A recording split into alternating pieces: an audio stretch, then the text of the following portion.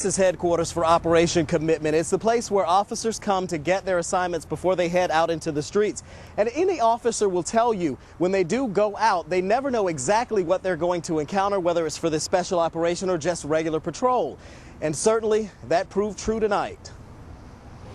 That's our car, just made a deal. After just 5 minutes on the street tonight. Hey, he's going up this loop. He's going up this loop. Somebody go on the other side and cut him off. The Tampa Police Narcotics Unit makes a bust. Police say a drug dealer sold crack cocaine to an undercover cop, so they move in to arrest him. But it doesn't come easy. Probably going to bet. Well, he might not run from the car. It's probably his car, but he's definitely not going to be a happy little fella.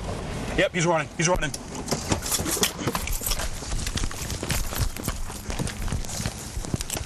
Cops chased the suspect through 6 backyards. They finally caught him, shirtless, dirty, and tired. I'll go back with you. Come on, man. Roll over. How you getting there? Yeah, we're straight. We're 10-15. Everything's good. This bust is part of Operation Commitment, an aggressive move to clean up the streets of East Tampa. Very, very sorry about this, folks. Thank you very much. Okay. Trying to clean up a little bit, you know? Thank you. What am I? Once things calm down and the chase ends. How are you going to let me catch you? That's just shameful. Shameful you're out here doing this.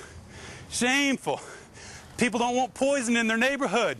Police learn a lot more about the man they caught. His name is Kenyon Scott, and it turns out our paths had crossed with this suspected criminal just 3 days ago after another chase. This time, 2 men suspected of trying to burglarize a motorcycle dealership ended up in a high-speed chase in the stolen pickup they were driving. They ended up flipping that truck here in the Garden of Memory Cemetery. One of the suspects, 20-year-old Wilbert Long Jr., died. The other one, yep, 24-year-old Kenyon Scott. That was in my pocket. Yeah. What is that? I'm just wondering, you know why? Because that looks like rock cocaine to me. You remember your rights, though, right?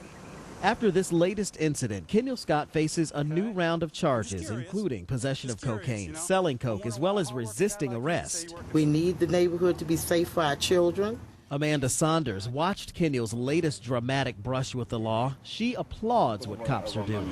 High drama, but guess what? It's good. It's all good. The most important thing is safety for the children. Even Kenyon's own family wants that. I feel sorry, but they need to get you some mental help. And by the way, that was Kenyon's aunt chastising him after his latest brush with the law. You know, this is one of those stories that begs the question, exactly why was this guy back out on the streets again? And this certainly makes you wonder. This is his criminal record. We pulled this criminal history earlier tonight. It is 15 pages long and includes a slew of charges. Here's a look at some of the charges it includes: car theft, burglary, aggravated assault on a police officer, aggravated assault with a weapon, several counts of resisting arrest like he did tonight, several counts of drug possession like he's accused of tonight, as well as domestic violence. Kenyon Scott already faced grand theft charges for Tuesday night's deadly crash. He posted a $700 bond, Bob, and walked out of jail the very next day. Things that teen's mother wanted to get out, namely that she absolutely refuses to allow her son to become more of a public spectacle than he already has.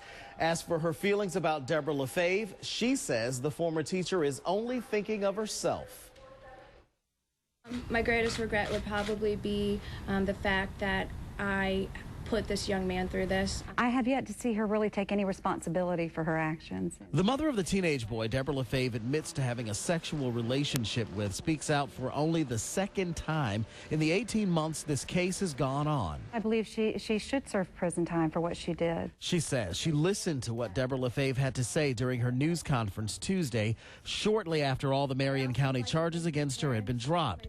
She's appalled at what she heard, especially this. I don't think not one time has the media brought up the subject of my bipolar. And I challenge you to read a book.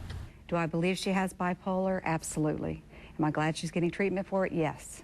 But if that is an excuse to say I had no idea what I was doing on 5 different occasions when she molested my child, that's a stretch. The boy's mother didn't want her face shown. An effort to protect her identity, but more importantly, her son's. And when Marion County Judge Hale Stencil rejected a plea deal by the prosecutor there, it would have forced her son to take the stand.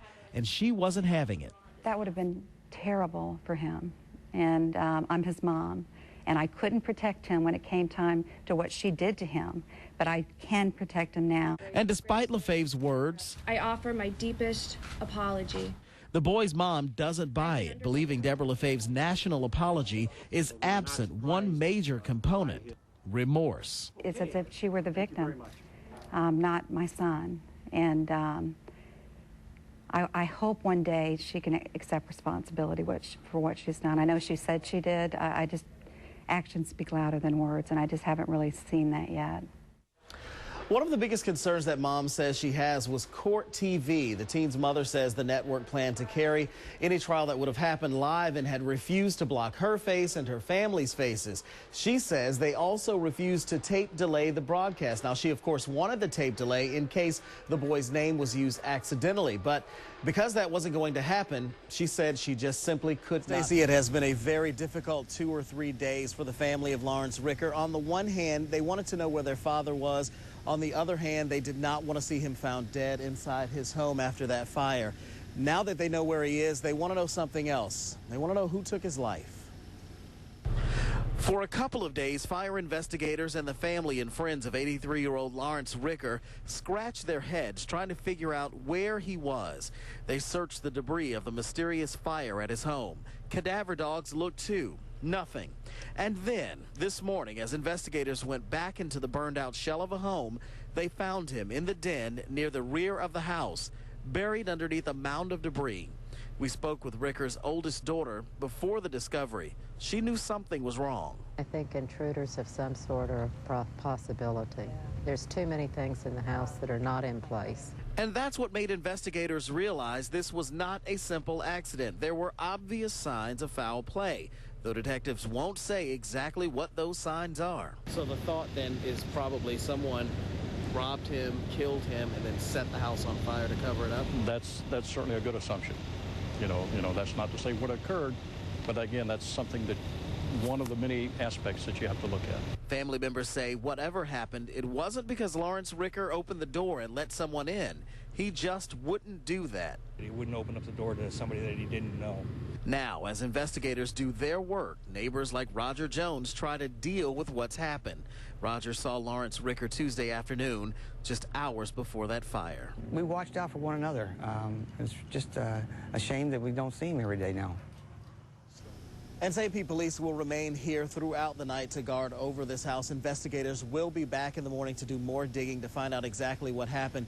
And Stacey, there still remains one part of this mystery yet unsolved, and that is exactly how the fire was started. Although police do now believe it was set intentionally, they don't know how it happened. And more importantly, they still don't know exactly why. Stacey?